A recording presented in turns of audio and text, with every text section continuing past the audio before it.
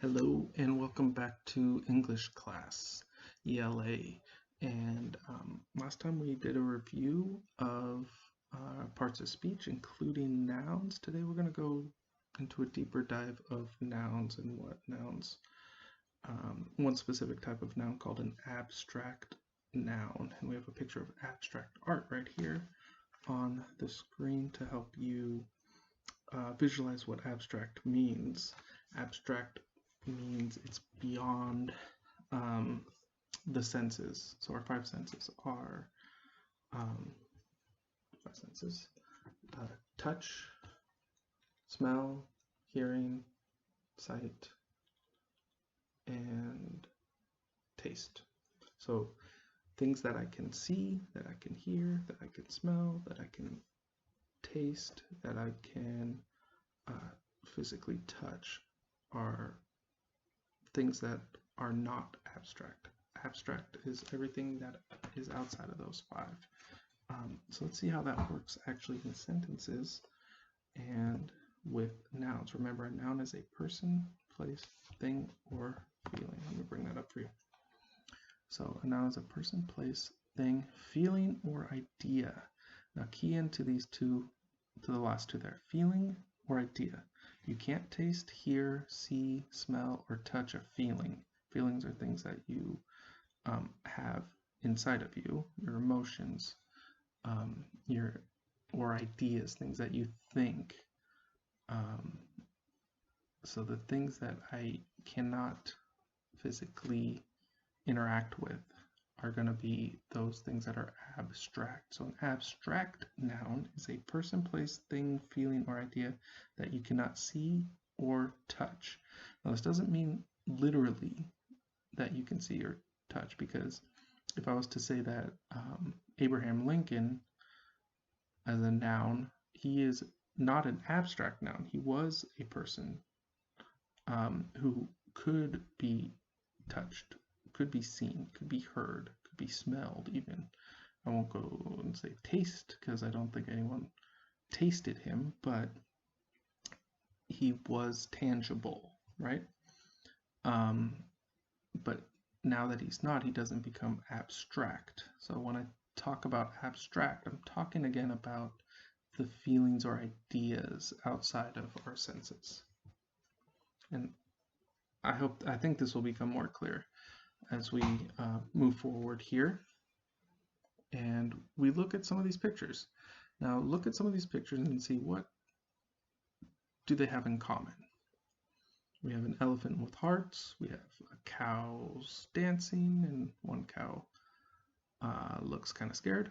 We have a girl jumping up in the air. We have very serene castle and moat and or lake, and trees and park and rainbow. We have Linus and Snoopy looking pretty content there. We have a boy in his bed, looks afraid, and we see a dad and a boy flying a kite. So these are all examples of abstract nouns. These are all emotions or feelings or things that give you ideas. The idea of the elephant being in love. So love is not, you can't see, touch, taste, hear, smell, love, but it is a thing. Same thing with embarrassment. Maybe the cow's embarrassed, or maybe he's shocked. Those are both abstract nouns. Happy, excitement. The girl is happy or excited. Those are nouns because they're feelings, they're emotions, but you can't touch them. Same thing with the peaceful serenity of the lake in the park with the rainbow and the bright castle behind it, or the contentment that Linus and Snoopy have with their blankets, the being frightened, the afraid, fear that the boy has. That's another abstract noun. It's an emotion, it's a feeling. Happiness, flying a kite. That happiness is again an abstract noun. These are all feelings, emotions, or ideas. They're not tangible. You can't touch them.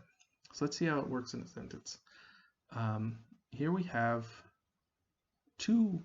a sentence with two nouns. The lion roared with anger.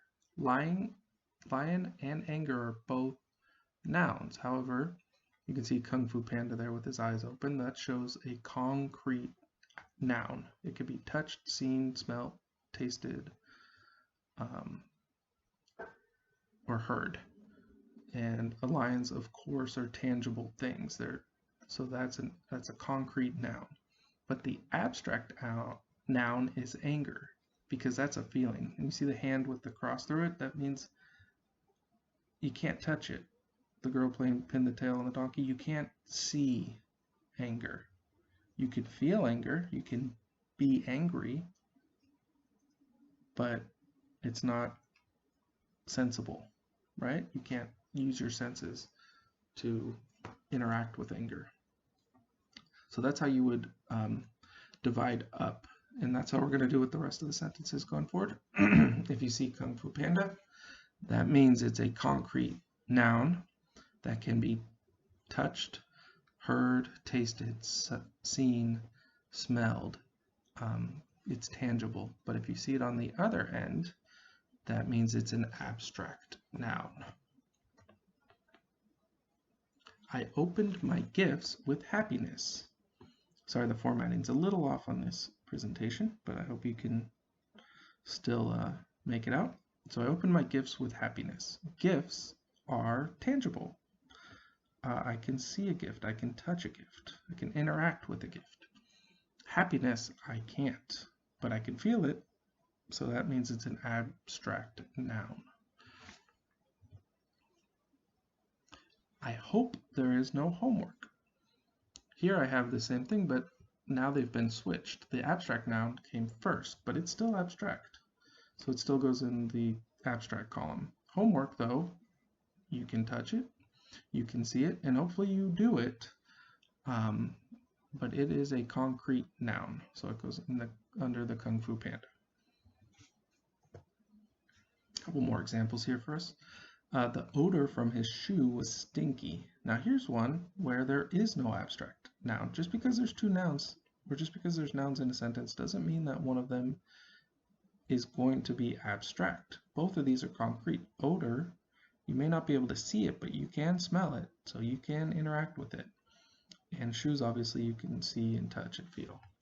Hopefully you can't see odor from your shoes, because that would mean it's really bad. My dad can't wait for the holidays. Dad, of course, is someone who is concrete, tangible, sensible. And holidays, well, you can celebrate them, but they don't really exist in a sense that you can touch them, you can feel them, you can, smell them, you can taste them, but they still have meaning. They're still things. They're ideas, and they can be feelings, but they are abstract. Here we have three nouns in this sentence, one of which is abstract. The turtle had no energy after walking a mile. Now, energy, maybe in a scientific sense, can be concrete. You can measure it. But in the sense that I mean it here, the turtle had no energy after walking a mile. Energy is abstract. It's a feeling or an idea in this case of not having enough energy or having no energy to continue going on. Mile is a hard one. Turtle obviously is not a hard one. The mile, though, is not abstract because it's something that can be measured. It's distance. So in this case, mile is a concrete noun, not an abstract one.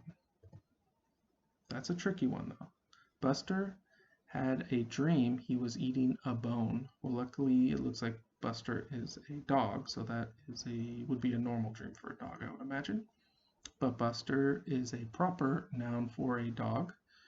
That's the dog's actual name, and a bone is an object that he's dreaming about. But the dream itself is a noun, but since it's not tangible, it is an abstract noun.